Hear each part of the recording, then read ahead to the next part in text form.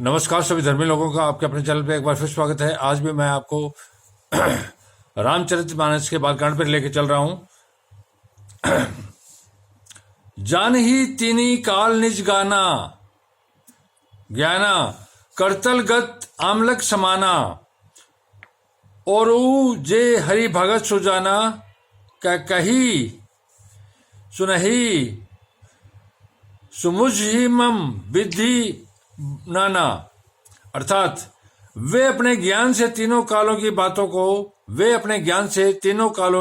को हथेली पर रखे हुए आंवले के समान प्रत्यक्ष जानते हैं, और बीज और सुजान भगवान की लीलाओं को रहस्य जानने वाले हरिभक्त हैं। वे इसी चरित्र को नाना प्रकार से कहते, सुनते और समझते हैं।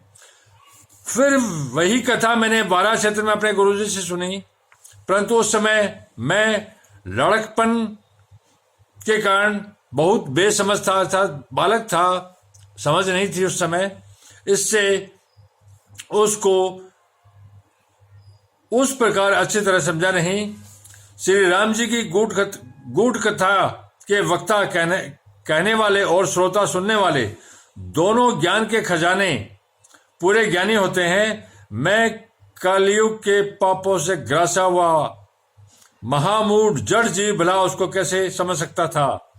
तो भी गुरुजी ने जब बार बार कथा कही तब बुद्धि के अनुसार कुछ समझ में आई, वही अब मेरे द्वारा भाषा में रची जाएगी, जिससे मेरे मन को संतोष हो। जैसा कुछ मुझ में बुद्धि और विवेक का बल है, मैं हृदय में हरि की प्रेरणा से उसी के अनुसार कहूंगा।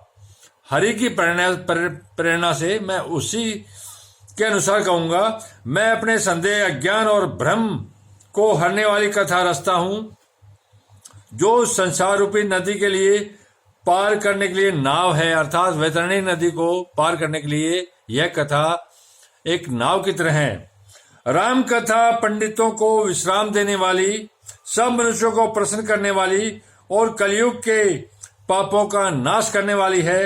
राम कथा कलयुग रूपी सांप के लिए मोरनी है, और विवेक रूपी अग्नि के प्रकट करने के लिए अरणी मंथन की जाने वाली लकड़ी है। अर्थात इस कथा से ज्ञान की प्राप्ति होती है, ज्ञान से ही परमात्मा की प्राप्ति होती है। राम कथा कलयुग में सब मनोरथों को पूर्ण करने वाली कामधेनु गो है, और सज्जनों के लिए सुंदर सजीवनी जड़ी है। अर्थात इस राम कथा से आप सभी संसार के लोगों के मनोरथ जो हैं, आपकी जो इच्छाएं, वो पूर्ण करने वाली कामधेनु गाय की तरह है।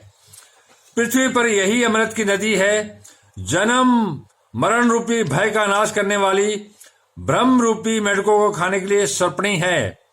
यह राम कथा असुरों की सेना के समान नरकों का नाश करने वाली, अर्थात यह राम कथा नरकों का नाश करने वाली और साधु रूप देवताओं के कुल का हित करने वाली पार्वती दुर्गा है। यह संत समाज रूपी क्षीर समुद्र के लिए लक्ष्मी जी के समान है, और संपूर्ण विश्व का भार उठाने में अचल पृथ्वी के समान है। यमदूतों के मुख पर कालिक लगाने के लिए यह जगत में यमुना जी के समान है, और जीवों को मुक्ति देने के लिए मानो काशी ही है।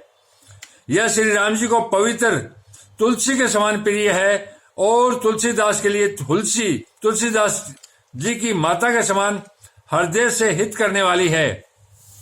यह रामकथा शिव जी को नर्मदा जी के समान प्यारी है।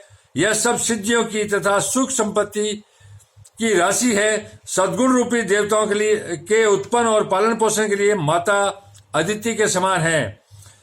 श्री रघुनाथ जी की भक्ति और प्रेम की परम सीमा सी है। तुलसीदास जी कहते हैं कि राम कथा मंदाकिनी नदी है, सुंदर निर्मल चित्रकूट है, और सुंदर स्नेही वन है, जिसमें श्री सीताराम जी विहार करते हैं। श्री रामचंद्र जी का चरित्र सुंदर चिंतामणि है, और संतों की सद्बुद्धि स्त्री का सुंदर श्रृंगार है। श्री रामचंद्र जी के गुण समूह जगत का कल्याण करने वाले और मुक्ति, धन, धर्म और परम धाम के देने वाले हैं। ज्ञान, वैराग्य और योग के लिए सद्गुरु है और संसार रूपी भयंकर रोगों का नाश कर लिए देवताओं के वेद अश्वनी कुमार के समान है। यह श्री सीताराम जी के प्रेम के उत्पन्न करने के लिए माता पिता है और संपूर्ण वर्थ, धर्म और नियमों का बीज है। अर्थात राम कथा का इस कलयुग में बहुत ज्यादा महत्व है। जो इसको सुनता है वो संसार सागर को वैतरणी नदी के तरह इसको नाव बनाकर आराम से निकल जाता है।